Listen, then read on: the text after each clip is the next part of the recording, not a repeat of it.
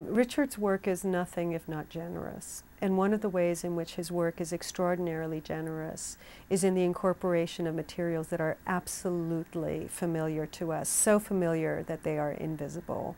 The things that we find littered around our desk drawers that we would normally not pay attention to are those things, those little orphans that Richard rescues and incorporates into his work. And I think one of the reasons that he does that is to make us more alert to our own, to the beauty of our own everyday world. You walked in the gallery and initially you saw almost nothing, and then you realized that you had placed drawings and placed the works very, very close to the baseboard, to the floor of the gallery space.